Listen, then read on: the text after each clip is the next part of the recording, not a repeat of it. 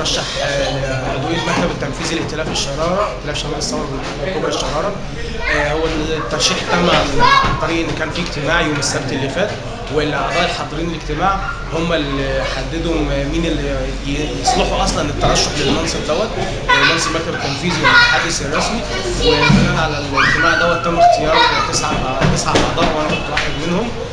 هو المنصب اصلا عشان الترشح اصلا عشان المكتب التنفيذي او المتحدث الرسمي. المتحدث الرسمي هيبقى بيتكلم باسم الائتلاف في كل اجتماع رسمي او في كل مؤتمر او كده او مع اي المكتب التنفيذي. هيبقى من مهامه ان هو يعين في بعض اللجان بالتعيين، هيبقى هو اللي هيعينها. يعني هو احنا المتحدث الرسمي هتبقى بالانتخاب، في لجان هتبقى بالتعيين هم اللي هيبقى مسؤول عن تعيين. هو دور الائتلاف في توعيه الناس بالفساد اللي حاصل، وان التغيير اللي حصل على ارض الواقع مش كتير، هو اللي حصل بس في نفوسنا، وان احنا بدا الوعي يزيد عن المواطن شويه، فاحنا بنحاول نزود الوعي دوت بحقوقه وواجباته.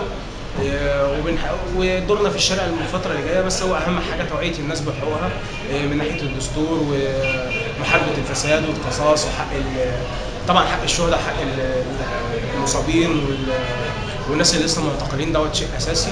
بس طبعا دوت مرحله مهمه جدا، بس في حاجه الهدف الابعد ان احنا نحقق الكرامه والحريه والعداله الاجتماعيه على ارض الواقع. المشكلة ان المرشحين مش بيدين لنفسهم. انا كنت حلفت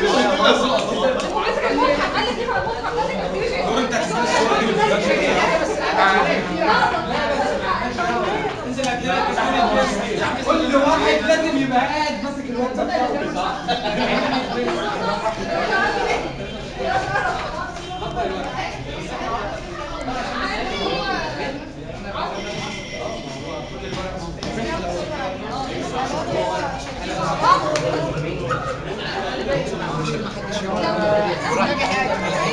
عشان مش براحة واحد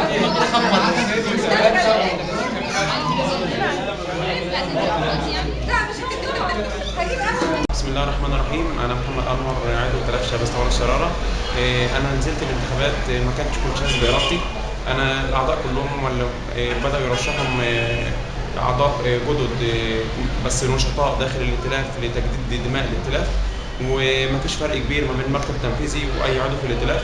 هو كله بيبقى نشاط واحد وكله بينسب الى ائتلاف شباب الثوره الشراره، واحنا كلنا واحد، بس هو مجرد تنظيم اكتر في الائتلاف.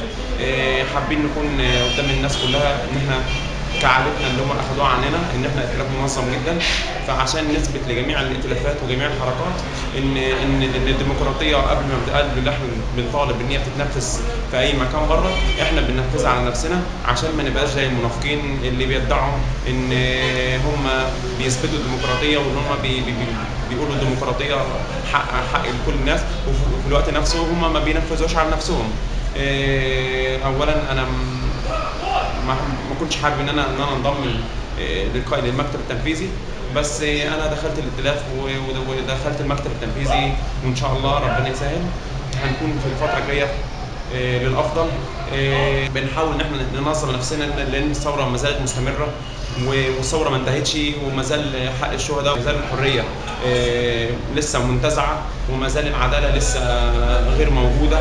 احنا بنثبت كل يوم ان احنا ائتلاف شباب الثوره الشراره الحق، وما زلنا على الحق، وما زلنا على حق الشهداء، وما زلنا على حق المعتقلين في الحريه، وعلى حق المصابين ان هم يتعالجوا في بلدهم. احنا هنفضل مستمرين في ائتلاف الشراره، وهنفضل مستمرين رغم الادعاءات ان احنا انفصلنا في فتره او احنا خرجنا عن السياق الثوري، فاحنا مستمرين وبالتوفيق ان شاء الله. ايوه محمد بدير. ايوه محمود بدير. محمد بدير ومحمد حلاوه واشرف واخدين 24 صوت. ماشي. اللي بعديهم محمود بدير واخد 22 صوت. ماشي. اللي بعد كده محمود بعد كده محمد عرجان 5 يا جماعه. 19.